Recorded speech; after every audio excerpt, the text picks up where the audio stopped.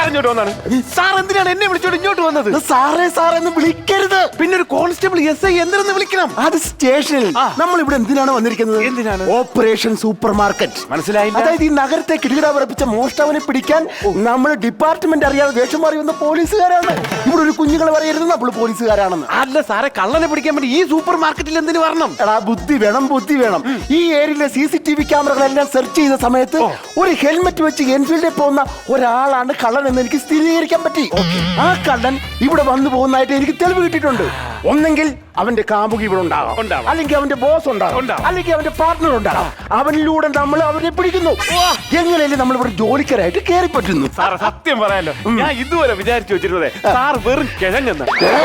അല്ല, ഇപ്പൊ മനസ്സിലായി സാർ ബുദ്ധിമാനാണ്. സാർ SI ആവേണ്ട ആളല്ല, സാർ PC ആവണം. ഡിപ്പാർട്ട്മെന്റിൽ ഒന്ന് പറഞ്ഞ് ശരിയാക്കി. Okay sir, okay. എന്തോടാ ഞാൻ പറഞ്ഞത്? അല്ല സാർ CBI ആവണമെന്ന്. അപ്പൊ ഒരു കാര്യം ചെയ്യാം, എങ്ങനെയും നമ്മൾ ജോലിക്കാരായതിനകത്ത് കേറുന്നു. ഓക്കെ അടിക്കരുതടാ.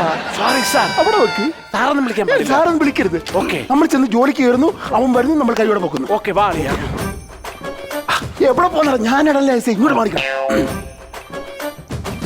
ഹലോ, ഞങ്ങൾക്ക് പണി വേണമായിരുന്നു. ഇയാൾ എനിക്കിട്ട് പണിയാൻ വേണ്ടി വന്നാണോ? പോയി തന്നിട്ടെങ്ങാനും. അല്ല, ഞങ്ങൾക്ക് പണി വല്ലോണ്ട് സാറേ. എന്റെ സുഹൃത്തെ, ഇവിടെ ഉള്ളവർക്ക് തന്നെ ഇവിടെ പണി കൊടുക്കാനില്ല. നിങ്ങൾ ഞങ്ങൾ ശരിക്കും പണിക്കാരാട്ടോ. നിങ്ങൾ ഒരു പണിയും തരണം. നിങ്ങൾ ഇറങ്ങി പോ. നല്ല പണി, ഞങ്ങൾ ചുമടൊക്കെ എടുക്കും. വേണ്ട, നിങ്ങൾ പോകൂ.